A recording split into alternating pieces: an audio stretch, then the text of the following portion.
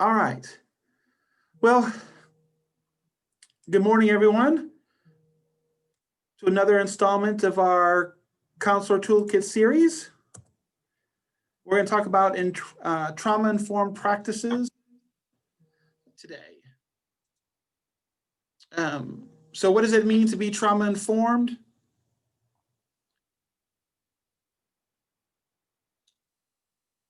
It means that we're approaching students through the lens, assuming that they are more than likely than not to have a history of trauma. So let me say that again. Sorry if I misspoke. That we are looking at the students as though that they have a history of trauma. So we're going to talk about how learning is impacted by trauma, triggers, what are they, where they come from, and some strategies to use with students in hopes to reduce these situations in the future and not to re-traumatize the students or ourselves. It's been well documented that a child's reaction to trauma can commonly interfere with brain development, learning, and behavior, all of which can potentially affect a student's academic success, as well as the overall school environment. By understanding and responding to trauma, school staff can help reduce the negative impact, support critical learning, create a more positive school environment. Trauma-informed approaches are not new. They have been implemented in many fields, including our medical profession, as well as our judicial system. The lessons learned from these evidence-based approaches can be directly applied to classrooms and schools. It is the belief that students' actions are a direct result of their experiences. And when students act out or disengage, the question we should ask is, what happened to you, not what's wrong with you? By being sensitive to students' past and current experiences with trauma, as educators, you can break the cycle of trauma, prevent re-traumatization, and engage a student in learning and finding success in school. So we're talking about what it comes down to is a change in our language. How do we think a student can respond to us when sitting down and talking to them? You ask them, you tell me what's happened to you, instead of what's wrong with you. Depending upon that student's situation or environment, you know that they may be hearing that phrase a lot. That could be from their parents, older siblings, or other caregivers. And what that statement of what's wrong with you. So how much do you think a student's going to open up to it if, when talking with them, you start with what's going on with you? What's wrong with you, I should say. And then we just lost an opportunity to connect with that student. So here we are looking at some ways that the students can be exposed to trauma. First, they can be the victim. That means a traumatic event happened directly to them. That could be because of being bullied, involved in a car accident, abuse, neglect, a natural disaster. They can be a witness, domestic violence, or someone being shot. So they can be a witness to these events happening to a peer or a family member. Listening to details, called secondary or vicarious trauma. I actually had a psychology professor years ago state that he did not believe someone could get traumatized from just listening to someone speak of personal events. But according to a compassion fatigue expert, Francois Matthew, that but depending upon your profession, that 40 to 85% of helping professionals develop some trauma symptoms.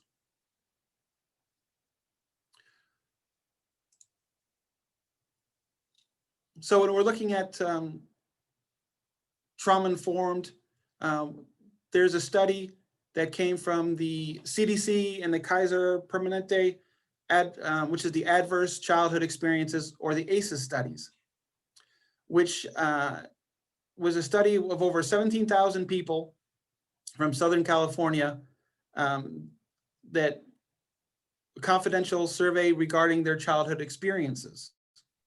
So all these questions they asked of them, of the respondents, what happened in their first 18 years of life. How many of you have actually taken an ACEs survey before? You would drop it in the chat if you have taken an ACEs survey.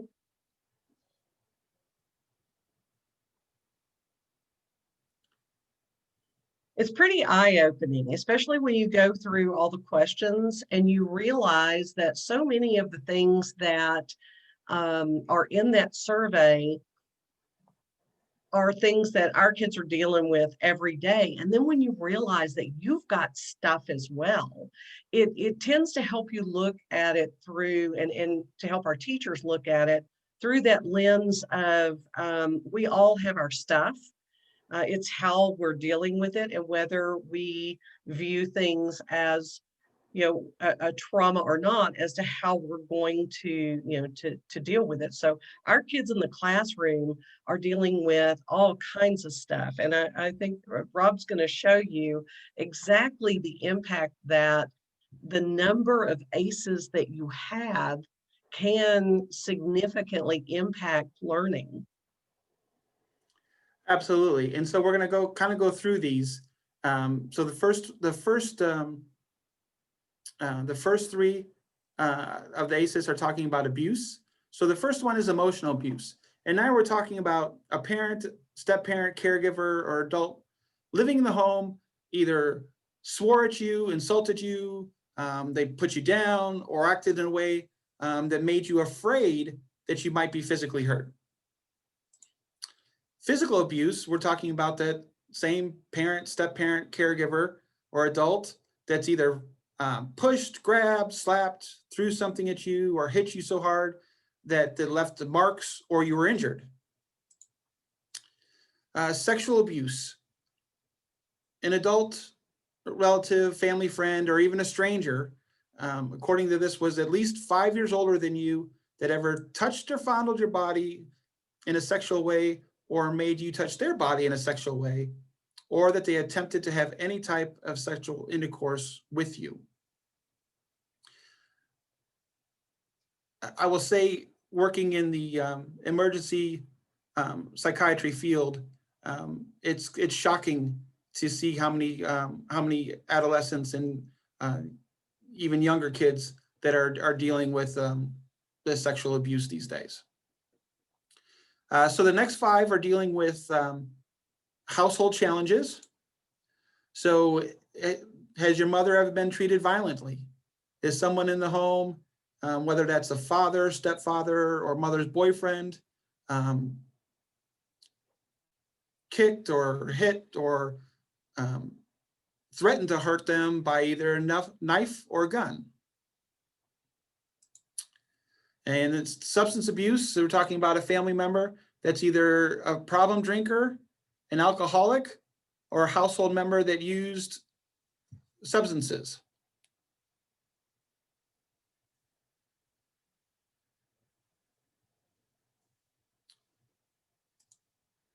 Mental illness in the household. Has anybody in the household been depressed or mentally ill? Or has a household member attempted suicide? We're looking at the genetic aspect of these things as well. There's a definite component of genetics involved with mental illness. Parental separation or divorce.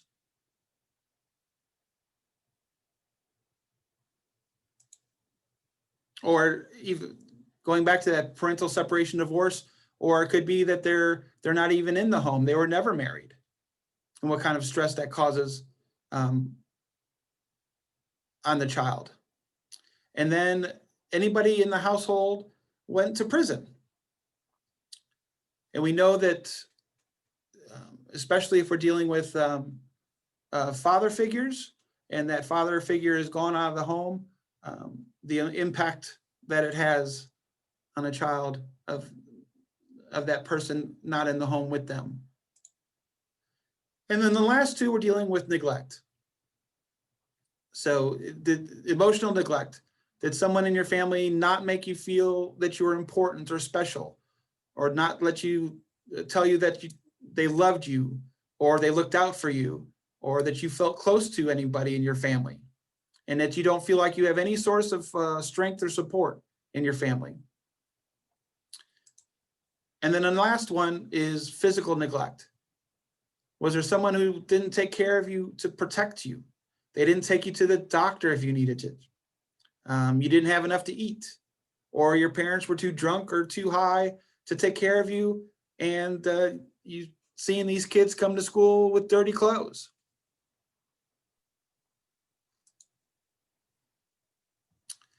So the impact of trauma on learning and behavior, as Valerie stated, this slide shows the significant increase in the percentage of children with learning and behavioral issues. With the more ACEs, the more that they scored on that one. So Yep. as you can see, the 1 I'm to sorry, 3 Rob, I ACEs. didn't interrupt you.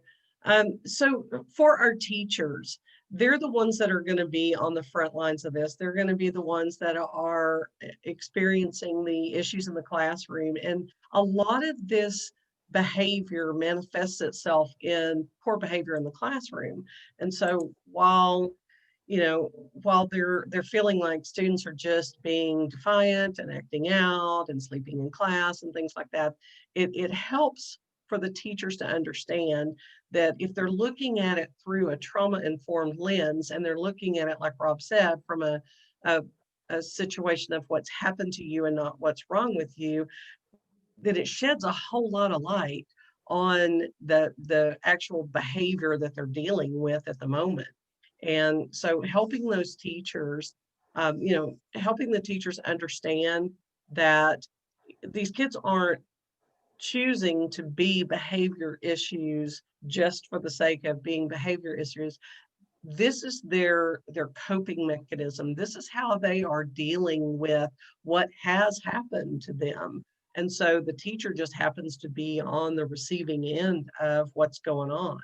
And we can change that by helping our teachers understand exactly some strategies for how they can deal with this behavior once they encounter it.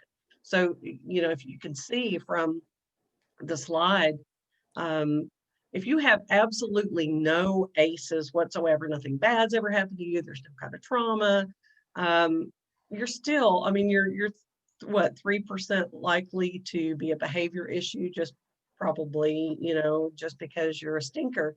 But you've got 1 to 3, and you can start seeing that the chances of behavior problems are starting to occur. And then 4+ ACEs, 51% is huge. And so because they're creating behavior problems, it's interrupting their ability to be able to learn. It's also causing the people around them not to be able to learn.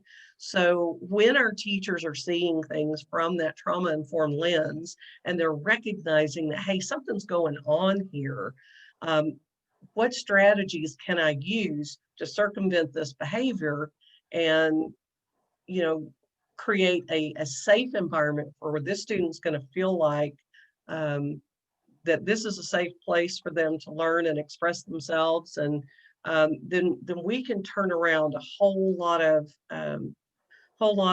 learning ability for these kids. And I'm sorry, Rob, I didn't mean to interrupt you. So, to talk about that impact, in a study, I found that children who had 4 or more ACEs, they found that they were 32 times more likely to have learning and behavioral problems, as well as lower IQs and lower reading abilities. And that maltreated students are more likely to repeat a grade, have poor attendance in school, and be placed in special education classes. So there's really an impact on them. I want to share a story. When I first started teaching, I had a young lady in my class, and she really was angry, and she challenged me on everything, and I couldn't figure out what was up with this girl. Um, and so one of our assignments was to just to get to know you first couple of days of school kind of thing. And I asked them to just do a little PowerPoint on a little bit about themselves. And we had a break during the class. We had B lunch, and so we had a break during class. And the students all left their computers and went to lunch. Well, I was really curious about what this girl was writing. And so I walked over and looked at her computer, and it all made sense. I was shocked. This girl was, her mother had died. Her father had sexually abused her. She was taking him to court to basically make him accountable for what he had done to her, because she didn't feel like she was living with her grandparents. The grandparents were siding with the dad because that was their son. And she was just full of anger. And it broke my heart, but it also changed the way that I approached her. And I this was a long time ago, and I wasn't familiar with trauma-informed practices, and I didn't know anything about that. But just knowing her story made me approach her so much differently, and made me want to give her a safe haven, a safe place where she could go. And my attitude toward her changed, and subsequently her attitude toward me changed. And it actually became a very good relationship, because as I later became a counselor, she started coming to me and just sharing some of her frustrations, and really opened up, and I could see that she had really she had really changed, because she finally had someone that that kind of understood that she wasn't just trying to be a bad kid, but she had this stuff going on. So um, it made a real impact on me as a teacher, and I still think about it today as a counselor. Well, thank you for sharing that. So in talking about the brain development, the impact of trauma, um, you know, exposure to violence can limit the brain development, resulting in cognitive losses, physical and emotional, social delays. I once heard a doctor speak. He was a neurologist, speak on substance abuse, and he was talking about that. Our brain are still developing way into like our young 20s.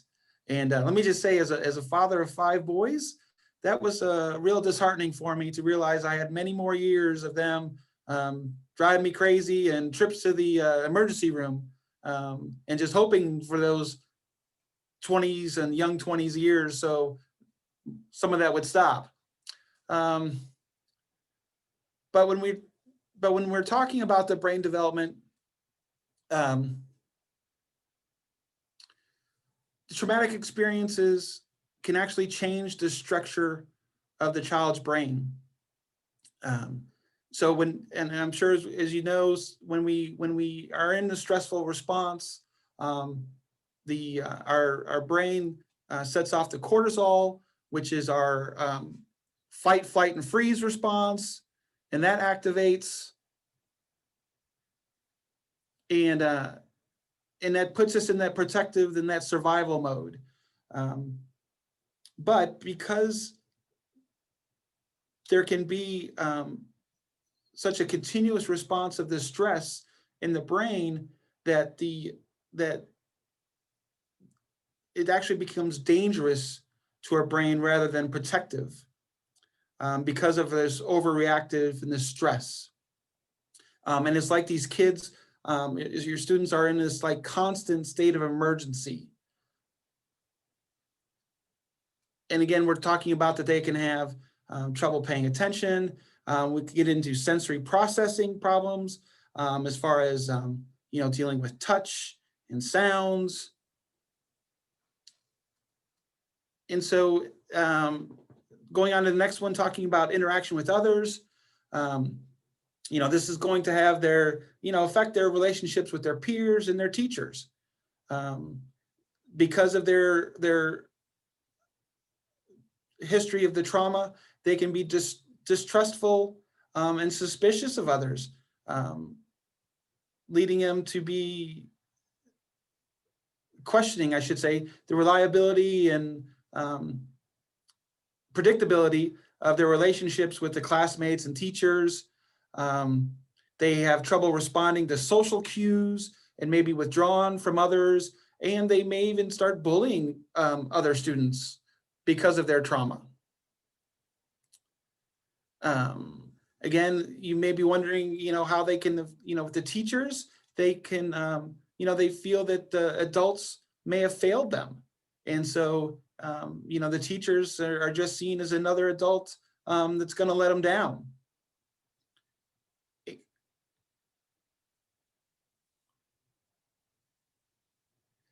So they found, I found this study, this Welsh study, in that, again, it seems this number 4 in this ACEs seems to be this target number where it seems to have the most impact.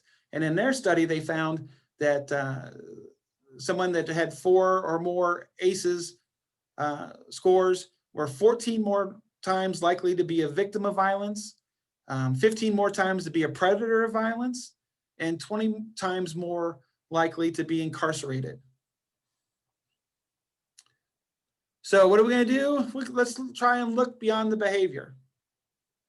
So we know that these traumatic experiences alter the brain and cause socially and emotionally and behaviorally and academically. These can affect this children. It's like a quadruple whammy for them. And that toxic levels of stress and anxiety that shape our behavior, we're seeing these kids become angry, depressed, they're checked out, disengaged, uncooperative, and distracted. And so, coming through this from a trauma-informed, we want to look at, asking, why are they behaving this way? And it's not usually because of that, that situation that's happening right now. And that from a trauma-informed perspective, we're looking at it that there's something in the background that's causing this. So next, we're going to talk about our triggers. No, this isn't, what was his name? Gene Autry or Roy Rogers, or wasn't his horse. But trigger is something that we're talking, that's like a memory tape, if you will, that takes us and flashes us back and transporting to a time where an event of that original trauma happened. Triggers are very personal and unique to each person. Just if you will, in the chat box, we're going to be talking about triggers through the 5 senses. Taste, smell, touch, sound, and sight. If you will, which one do you think is the most sensitive of a trigger? Again, we're talking about sight, sound, touch, smell, and taste.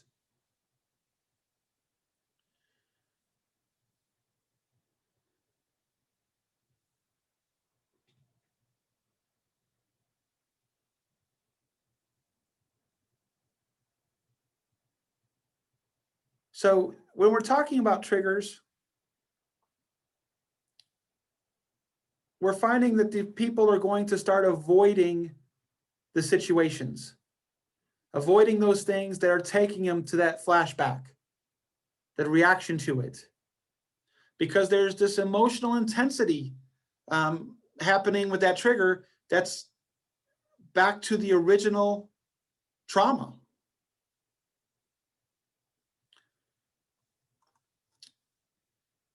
So the most common triggers are sight and sound. A+ to any of you who answer that correctly. Sight, sound, and then followed by touch and smell, and then taste. And then there also could be a combination of these triggers, especially situations that resemble the original trauma. So we're going to talk about a little bit of each one of these. Sight. So often someone who resembles the abuser or has similar traits. I don't know if you can see this. This kind of goes way down here, but I got this real long beard. And when I was a director of an intensive outpatient, we had this lady that come in, and every time she would come into our clinic, she would walk right past my office and go right into the counseling room and sit down and in the dark and wait for the group to start. And as she would walk by my office, I'd greet her, say hello, and walked right by, never said anything. And then finally, after a few months, and she started receiving some healing, she was able to come up to me and said that, and apologized that she, why she ignored me all that time before. And it's because I reminded her of her father, and her father had a long beard. And even though, I was not her father, didn't speak to her like her father, but just that beard is what she remembered. And that was enough of a trigger for her. What else do we do? Any situation. So you could be, as far as back to sight of a trigger, it can be an object that they see. It could be walking into the house and seeing the holidays. Maybe it's a Christmas tree. That could be a trigger for them. It could be a family event or social settings. When I was working with the military, I had a gentleman that he could not go down his street on garbage day because the trash cans and the garbage sitting on the side of the road reminded him when he was in the desert. And that's when an IED went off near him, and it injured several people in his group. And so he just knew that, he wasn't either going out that day, or he had to wait late in the afternoon to be able to go out of his house to avoid that trigger. Next one, talking about sounds, talking about anything that could be, maybe sounds like anger, raised voices, arguments, maybe bangs. It could be, if a witness to like a domestic violence, it could be hearing crying or screaming. It could be, if they were by the water or in a busy neighborhood, it could be sirens. By the water, it could be foghorns. If they're out in the country, maybe an abuse happened while they were camping. Maybe they heard crickets chirping. That could be a trigger for them. I know one of my clients had shared that when their father came home, they would hear of that beer can being open, and they knew he was home. And then soon after that, there was going to be some problems. So they associated that opening of that can to abuse for them. Of course, now we're talking about smell. It can be alcohol, it can be drugs, it could be perfume, aftershave, it could be food that they smelled during the trauma. Touch, it could be a trigger for them, could be people standing too close or touching a certain way, or petting an animal. I know for me, and I still don't know why, like if you grab me hard like that, that's okay. But, you know, kind of do this real nice and soft. I don't know, for some reason that kind of irks me a little bit. So funny how your children pick up on those things, and hey, let's get a little bit of dad today and touch him nice and gently. And then the last one, taste. I had a client share about that after the abuse happened, that the abuser always gave him an ice cream cone. And it was, so they associate that ice cream, getting that ice cream takes them back and triggers them back to that trauma. So what is our concern about, you know, these responses from our students? And sometimes they may seem exaggerated and even over the top. And when I'm sure we're thinking to ourselves, like, you know, why, you know, what was wrong with that? You know, why did they have such an explosive response to that simple thing? That could be a clue that we're dealing with something that's caused from a traumatic experience to them. And so the best thing when you see things like that, the best thing, you know, you can try and do is try to learn as much as you can about the child's history, whether that's if you have to talk with their parents or their adoptive parents, or, you know, if you have permission to talk to their therapist. Maybe they have a CPS social worker. You know, find out as much information as you can, because the more that you can find out, and the better that you can interact with that child, and you cause less re-traumatization. Oh my goodness, re-traumatizing the child. Sorry about that. So we want to look at some areas that how we can help, right? So, you know, making our students feel welcome in the classroom is most important.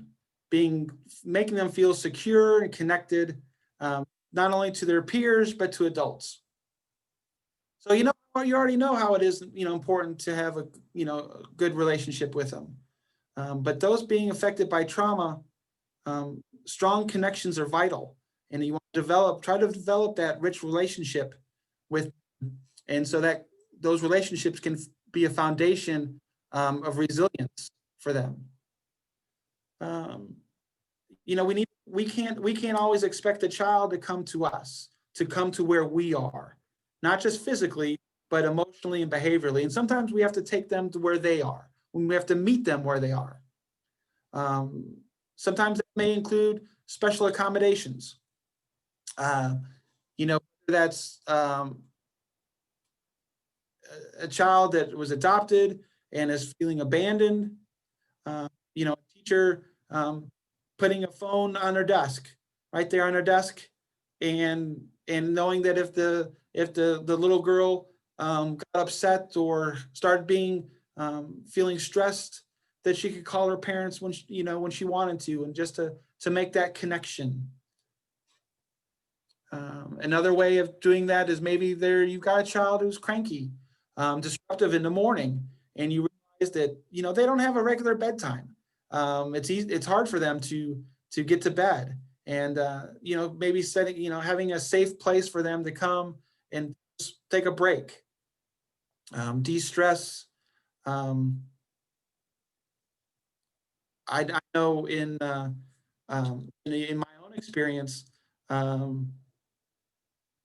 you know, I had become friends with the school nurse, and there was a certain period in the classroom, you know, the school day, where she would let me come to her office, and I would take like a 30-minute nap, and that helped me for the rest of the day.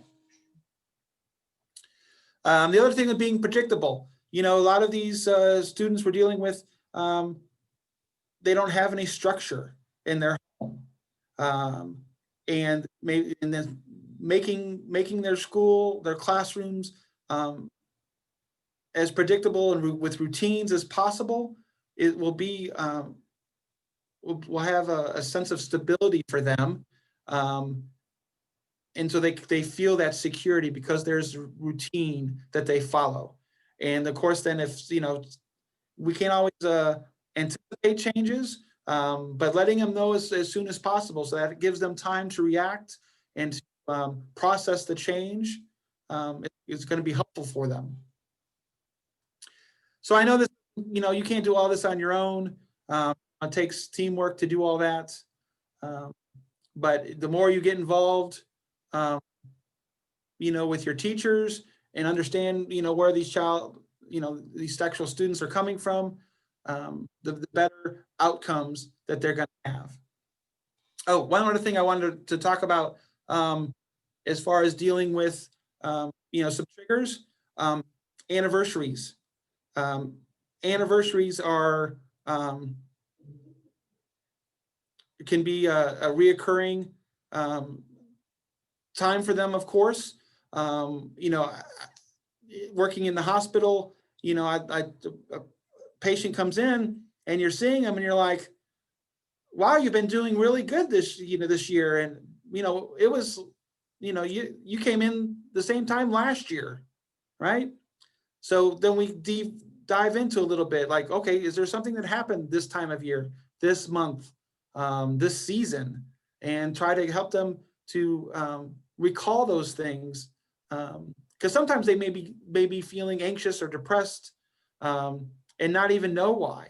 And until we bring it up that, it's this time frame that's causing this, they can look at it and go, wow, my grandmother died, 5 years ago at this time. So the more that you can reach out and touch and gain this information from them, the better, the connectivity with the students will have.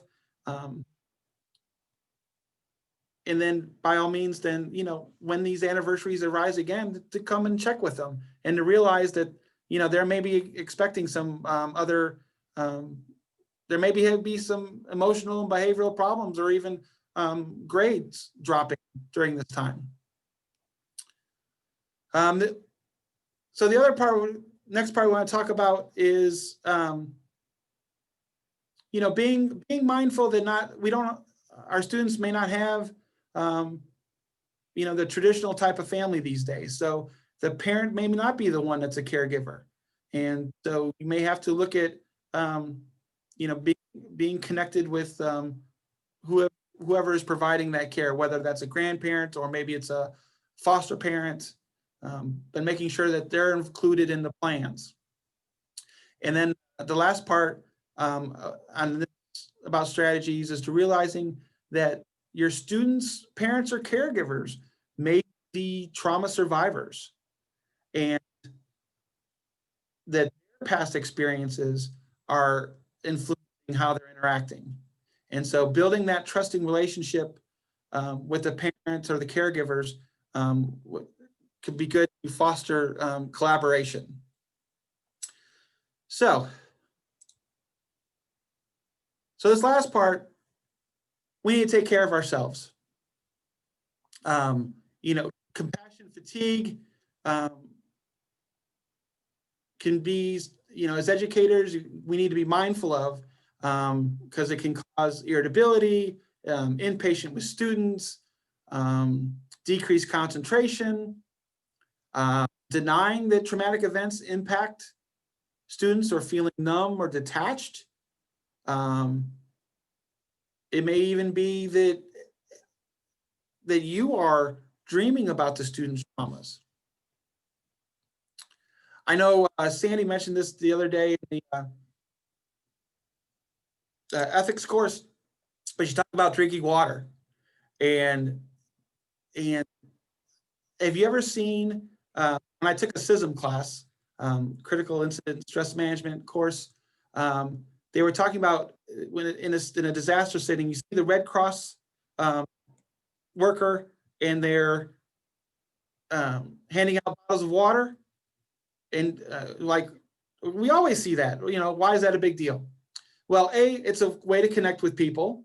Sure, they don't get hydrated, but drinking water helps flush out the toxins. We talked about earlier about the cortisol And if you're in that constant stress too much, that cortisol, having that too much resolved, in our bodies can be harmful to us. So the water, we drink the water, helps flush that out to us. It's a natural way to help release that response to stress. Because if we don't control it for ourselves, it can cause weight gain, high blood pressure, disruptive sleep, negative impact on your mood, energy levels. So just learning to be kind to ourselves, make sure you have a nice routine. I know getting a routine is probably something new for all of us these days as we're getting back into the classroom or the schools, and utilize your social supports. Remember that as adults, that we are the best predictors of how our students and our children are doing. They are watching and listening to us. And when we take care of ourselves, we're showing them that they can take care of themselves also.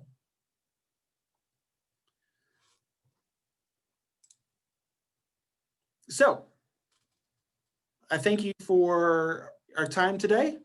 You can get more information about what's going on in our Counselor Connection newsletter. On our last one in October, they had a article about the TEA's Project Restore, which is a 6 video series addressing trauma that you can check out. If you're not receiving our newsletter, why? Because we'd love for you to join us. And if you are not doing that, if you would just drop us your name and your email address in the chat box, and then we will be signed up on those. So again, from Valerie and myself, I want to thank you for today, for joining us. That's the end of our toolbox for today. Hope you enjoyed it. And we look forward to seeing you on our next one on November 17th. So we'll hang around if y'all have any other questions or need anything else from us. But thank you so much for your time today. We dropped Karen dropped a link in the chat for us for the Project Restore. Project Restore, like Rob said, is a 6 video series that meets the state mandate for trauma-informed training. It is something that your teachers can watch, all of your staff members can watch. They must complete all 6 videos, and then they'll receive a certificate showing that they are trauma-informed trained. It is free. And it is created by a Texas Education Agency. It is on their website. Again, it's called Project Restore. And it is, the great thing about it is that it's free. It's there's a lot of really good stuff out there, but there's only a few things that meet the state requirement as being approved trauma-informed training, and this is one of them. So check it out, and there are some great resources out there. And we'll hang around here for a couple more minutes if anybody has any questions. But again, thanks for coming today, and we hope to see you on our next toolkit.